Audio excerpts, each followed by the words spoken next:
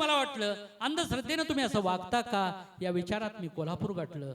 दिवस गेला, 2 दिवस गेलं, महाराजांच्याकडे जावं का नको, महाराजांच्याकडे ज्ञान आहे की नाही असं वाटत असतानाच मी पेपर वाचला. पुढारी नावाच्या दैनिकामध्ये पहिल्या पानावर एक बातमी आली होती की महाराष्ट्र राज्याचे सेवानिवृत्त झालेले असे सचिव, त्यांना महाराष्ट्र राज्याने एक अभ्यास समिती नेमली आहे, त्याच्या अध्यक्षपदी त्यांची नियुक्ती केली असून त्यांना कॅबिनेट मंत्रीपदाचा दर्जा देण्यात आलेला आहे. हे प्रमोशन फक्त गगनगिरी महाराजांना माहित होतं, आम्हाला नव्हतं माहित. ते आमचं अज्ञान होतं. ते काय करू शकतात हे फक्त त्यांनाच माहित होतं. आता माझ्या जीवनातला मी एक अनुभव तुम्हाला सांगतो. गगनगिरी महाराजांकडे आमचं जाणं येणं सुरू होतं. मी कोल्हापुरात राहत होतो, नोकरी करत होतो. फावल्या वेळात महाराजांकडे जात होतो. महाराज तासन तास माझ्याशी बोलत होते. काय सांगत होते, सांगितलेलं बरचसं वेचण्याचा प्रयत्न केला, बरचसं सांडूनही गेलं. रात्री 2-2 वाजेपर्यंत, रात्री 3-3 वाजेपर्यंत हा महात्मा माझ्याशी बोलत होता. मी सगळं पेन उतरण्याचं काम करत होतो, पण कंटाळाही यायचा. आणि रात्री 2 वाजता मला विचारायचे वाजले किती, मी टायमिंग सांगितलं की मला म्हणायचे आता निघ खाली. अहो गडावर भक्त निवास आहे, गडावर राहायची सुविधा आहे, मी तर सगळं घेऊन आलोय राहायचं म्हणून. मला रात्रीचं पेटलायचे महाराज. म्हणजे पौर्णिमा असो अमावस्या असो, तेवढ्या रात्री आम्ही परत ते अवघड गड उतरत खाली यायचं. अशा पद्धतीनं महाराजांच्याकडे वावरत असताना एक दिवशी मी गावचा सरपंच झालो म्हणजे त्यांच्या कृपेनंच त्यांनी मला केलं. हाही भाव माझ्या अंतःकरणामध्ये आज आहे. मी सरपंच झालो आणि आमच्या गावातनं रस्ता आहे म्हणून त्या करो घाटातनं महाराष्ट्राचे तत्कालीन मुख्यमंत्री मनोहर जोशी कणकवलीला नारायण राणेंच्या एका कार्यक्रमाला निघाले होते. नारायण राणे त्यावेळी महसूल मंत्री होते. ते निघाले होते. आमच्याकडे बातमी आली की महाराष्ट्राचे मुख्यमंत्री इथं निघालेत. माझ्या मनामध्ये एक विचार आला की आपण महाराष्ट्राचे मुख्यमंत्री निघालेत तर एक त्यांना निवेदन द्यावं, त्यांचं एक स्वागत करावं आपण. म्हणून माझं निवेदन तयार केलं, स्वागत केलं. गाव असेल तिथं राजकारण असतं.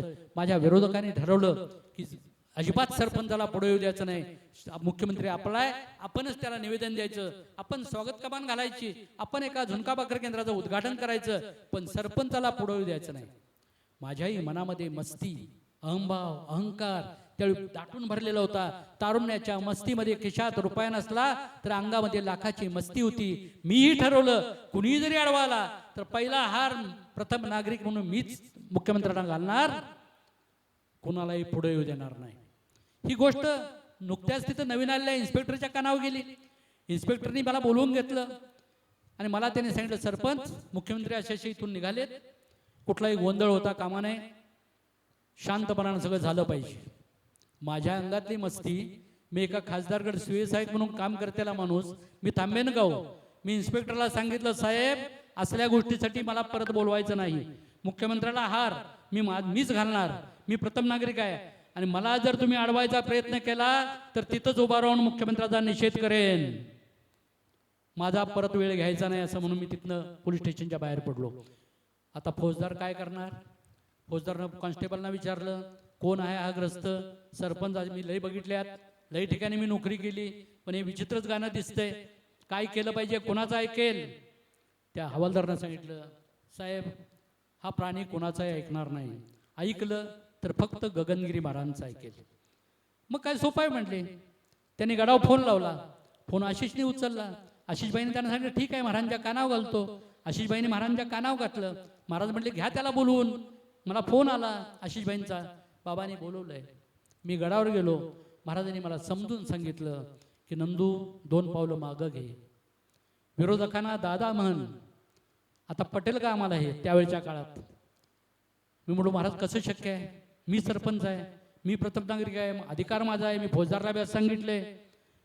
महाराज म्हटले, हो ठीक आहे, तू धाडशी आहेस, तिथं उभा राहून निषेधी करशील, पण मुख्यमंत्री कोणाला तरी विचारेल हे गाव कोणतं, हा कोण?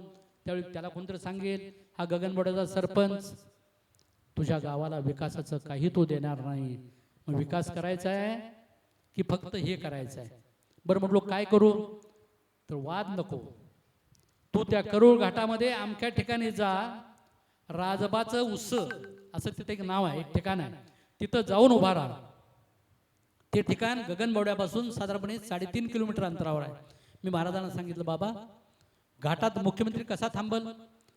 नाही थांबे ना, वाद टळेल.